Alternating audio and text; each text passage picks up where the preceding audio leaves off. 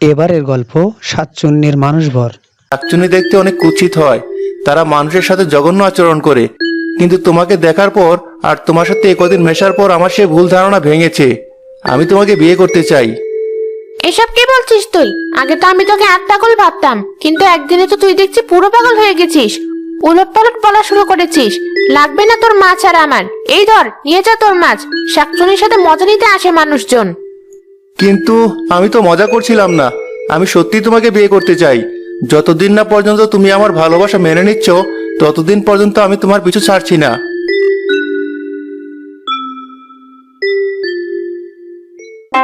মুকুল আগের মতো প্রতিদিন শাকচুনির জন্য মাছ নিয়ে গেলেও শাকচুনি তার সামনে দেখা দিত না, কথাও বলতো না।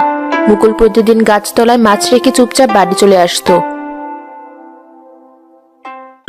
তোর কি হয়েছে বলতো? আগে তো তবু নিজের বিয়ের কথা বলতি মাঝে মধ্যে, আমার আর চাচির কথায় মেয়ে দেখতে যেতি, কিন্তু ইদানিং নিজের বিয়ের কথাও বলিস না। সারাদিন কোথায় থাকিস খুঁজে পাওয়া যায় না। তোর হয়েছেটা কি? কিছু হয়নি আমার, তুই শুধু শুধু বেশি ভাবছিস। সবুজ, এই নাও তোমার শরবত। আমার জানো কি মনে হয়, তোমার বন্ধুর কাউকে ভালো লেগেছে। ইদানিং ওর চোখে মুখে সারাদিন কেমন একটা হাসি থাকে, তুমি দেখোনি তো? তাই বুঝি? তা তোর এই ছোটবেলার একমাত্র বন্ধুটাকেও জানালি না? বল না, কে সে মেয়ে, নাম কি? আরে অমন কিছু না, তোরা শুধু শুধু একটু বেশি বুঝছিস। আরে বলো, আমরা তো তোমাকে খুশি দেখতে চাই।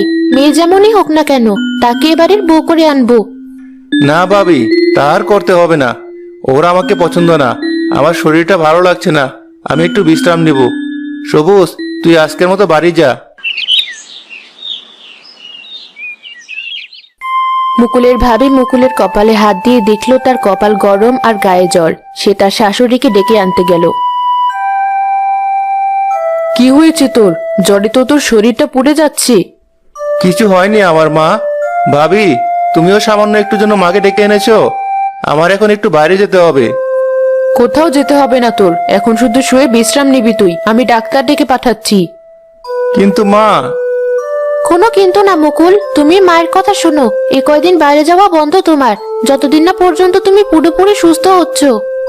ঠিক আছে ভাবি। কি ব্যাপার, ছেলেটা আজ আসলো না যে? মাছও রেখে যায়নি, মনে হয় পাগলামি কমেছে, আর আসবে না। যাক, ভালোই হলো, চিন্তামুক্ত হলাম আমি। এভাবে 2-4 দিন পার হয়ে যাওয়ার পর শাকচুনি মুকুলকে নিয়ে চিন্তায় পড়ে গেল। মুকুল সুস্থ হওয়ার পর শাকচুনির জন্য আবার মাছ নিয়ে যাচ্ছিল। শাকচুনি মুকুলকে দেখে তাড়াতাড়ি নিচে নেমে এলো। তুই এসেছিস তাহলে? ঠিক আছিস তো তুই?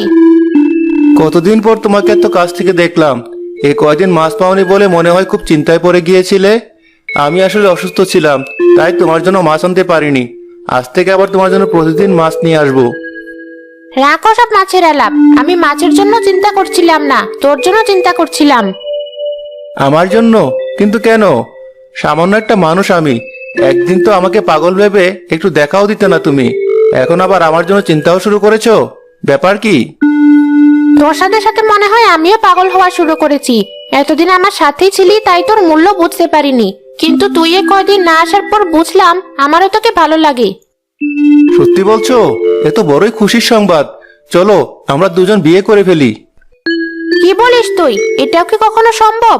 শাকচুনি আর মানুষের মাঝে বিয়ে, সবাই কি বলবে? আমি তো জানি শাকচুন্নিরা মানুষের রূপ ধরতে পারে, তুমিও না হয় তাই করো বিয়ের সময়।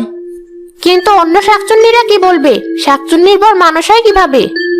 যার যা মন চায় বলুক। আর বিয়ের পর তো তুমি আমার সাথে আমার বাড়িতে থাকবে। বাকি শাকচুন্নিরা কি বললো তাতে তোমার কি আসে যায়? তাই তো, কিন্তু তুই আমাকে বিয়ের পরও এখনকার মতো প্রতিদিন মাছ খেতে দিবি? তা তো অবশ্যই দেবো। কাঁচা মাছ আর এখন কষ্ট করে খেতে হবে না তোমায়, রান্না করে মাছ খাবে তুমি প্রতিদিন। সত্যি? তোর মা যদি আমাদের মেনে না নেয়? নেবে, মা আমাকে অনেক ভালোবাসে, তোমাকে ঠিকই মেনে নিবে। তুমি তাহলে এবার তোমার মানুষের রূপ ধরো, আমরা বিয়ের কাজটা সেরে নিই।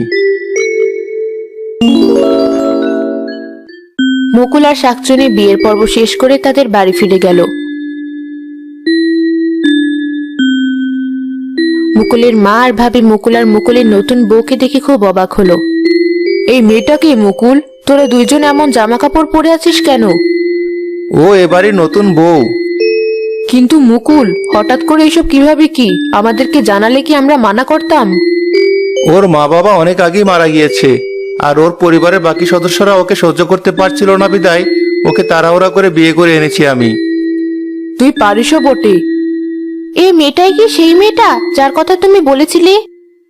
হ্যাঁ ভাবি, তুমি ঠিকই ধরেছ। এতদিন ও শুধু মানা করে যাচ্ছিল, আজ হ্যাঁ বলার পর আমি আর এই সুযোগ হাতছাড়া করলাম না, একদিনই বিয়ে করে ফেললাম। খুব ভালো করেছো। আমিও নতুন একজন সঙ্গী পেলাম। এসো ঘরে এসো। মা, আপনি রাগ করে থাকবেন না। নতুন বউ এসেছে, তার উপর আবার সে অনাথ। তাকে আপ্যায়ন করা আমাদের দায়িত্ব। ঠিক বলেছো বৌমা। আমার এই নতুন বউটা যদি তোমার মতো কিছুটা হয়, তাহলে আর আমার কিছু চাই না। হবে মা, আমরা ওকে ওভাবেই গড়ে তুলবো। এসো শিলা, তোমার নতুন ঘরে এসো। নতুন ঘর দেখে শাকচুন্নি খুশিতে এই ঘর থেকে ও ঘরে বেড়াতে শুরু করে দিল। এত বড় বাড়িতে থাকিস তুই? আমাকে আগে বলিসনি তো। শিলা, মা আর ভাবি আছে আমার সাথে এখনো। আমাকে ক্ষমা করবেন আপনারা। আসলে আমি অনেক অভাবে বড় হয়েছি, তাই এত বড় বাড়ির দিকে নিজের আনন্দ ধরে রাখতে পারিনি। না, ঠিক আছে, আমরা বুঝতে পেরেছি। তুমি মুকুলের ঘরে যাও। হ্যাঁ শিলা, চলো আমার সাথে। এটা তোর ঘর? বাহ, আমার গাছের তুলনায় তো তোর ঘর অনেক সুন্দর। তা তো অবশ্যই, কিন্তু আজ থেকে এটা শুধু আমার ঘর না, আমাদের দুজনের ঘর। সত্যি বলছিস? তোর ঘরে কত জিনিস, কত নরম একটা বিছানা। এখানে থাকতে তো অনেক ভালো লাগবে আমার। তোমার ভালো লাগলে আমি খুশি।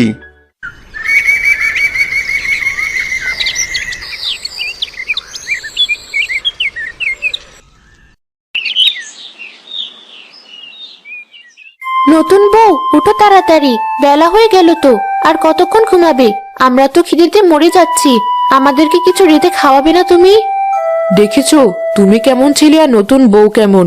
ঘুম থেকে ওঠার নামই নেই, আর আমাদেরকে রেঁধে খাওয়ানো তো দূরের কথা। মা, নতুন পরিবেশে মানিয়ে নিতে তো একটু সময় লাগে। আমি এই বাড়ির বউ হয়ে এসেছি অনেক আগের কথা। এখনকার যুগের মেয়েদের সাথে মিলালে তো হবে না মা। ধর, তোর মা আর ভাবি মিলে সকাল সকাল আমার কান ঝালাপালা করছে কেন? সকাল পার হয়ে দুপুর হতে চললো, তাই নতুন বউদের বাড়ির সবাইকে কিছু রেঁধে খাওয়াতে হয়, এটাই নিয়ম। তাই তোমাকে ডাকছে ওরা। রেঁধে খাওয়াবো আমি?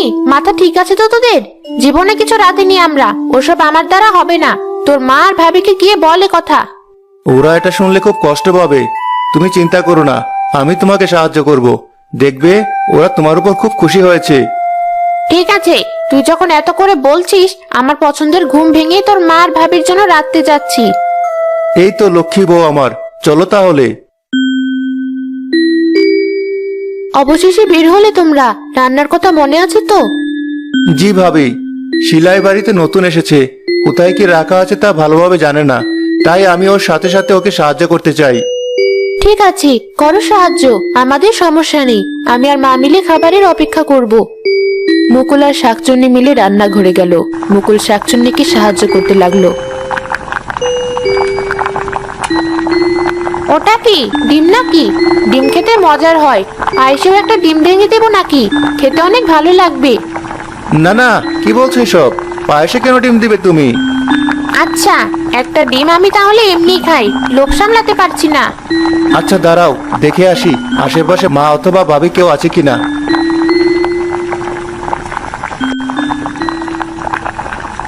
না, নেই। খাও ডিম।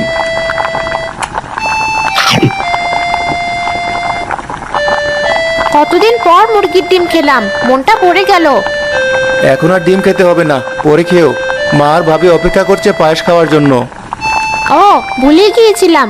চল চল। মুকুল আর শাকচুন্নি তাদের দুজনকে পায়েস খাওয়ানোর পর তারা দুজন খুব খুশি হলো। মুকুলের মা বসা থেকে উঠে দাঁড়াতে গিয়ে পা মুচকে পড়ে যেতে ধরলে শাকচুন্নি দৌড়ে গিয়ে তাকে বাঁচালো। সাবধানে মা, আর একটু হলেই তো পড়ে গিয়ে বড় একটা দুর্ঘটনা ঘটতে পারতো। বৌমা, তুমি এত দূর থেকে দৌড়ে এসে আমাকে কিভাবে ধরলে? আমি অনেক ছোট থেকে খুব ভালো দৌড়াতে পারি, এজন্যই। তোমাকে অনেক ধন্যবাদ শিলা, তুমি না থাকলে যে মহারাজ কি হতো। মা, তুমি ঘরে গিয়ে বিশ্রাম নাও। ঠিক আছে বাবা, আমি যাই। মুকুল আর শাকচুন্নির সংসার ভালোই চলছিল। কিছুদিন পর মুকুলদের জমিতে অনেক ফসল হলো। বৃষ্টির পানি থেকে ফসল বাঁচানোর জন্য ফসল ঘরে তোলার মতো যথেষ্ট লোক পেল না তারা। এখন কি হবে? এতগুলো ফসল কি সব বাইরে পড়ে পড়ে নষ্ট হবে? আমি থাকতে আপনাদের এত চিন্তা কিসের মা? আমি সব ফসল ঘরে তোলার ব্যবস্থা করছি। কিন্তু তুমি এত ভারী ভারী বস্তা কিভাবে তুলবে মেয়ে মানুষ হয়ে, যেখানে মুকুলি পারছে না ছেলে হয়েও? আমি পারবো, আপনি শুধু দেখুন কিভাবে কি করি। শাকচুন্নি একের পর এক বস্তা নিয়ে দৌড়ে সবগুলো ঘরে তুলতে থাকলো। চোখের পলকে সবগুলো বস্তা ঘরে তোলা হয়ে গেল।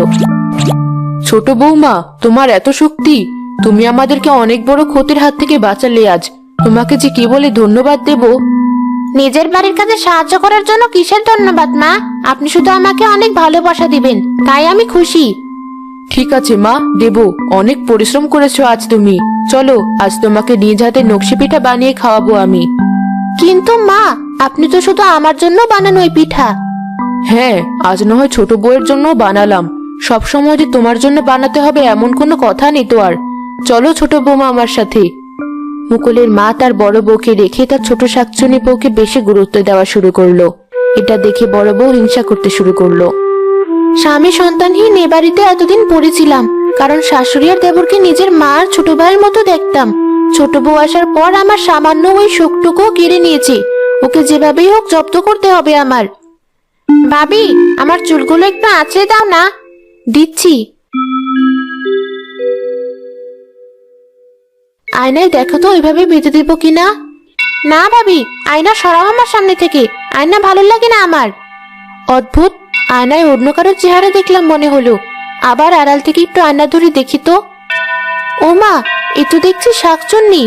এজন্যই বৌমার এত প্রতিভা। শাকচুন্নি বউ সেজে এসেছে। দাঁড়াও দেখাচ্ছি। বড় বৌমা তান্ত্রিক ডেকে আনলো শাকচুন্নি তাড়ানোর জন্য। অনেক জাদু মন্ত্র করলেন তিনি।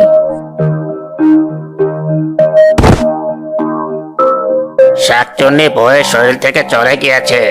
আর ঘরের সব আয়না ভেঙে ফেল, কারণ শাকচুন্নি তাকে আয়না দিয়েই ভর করেছে।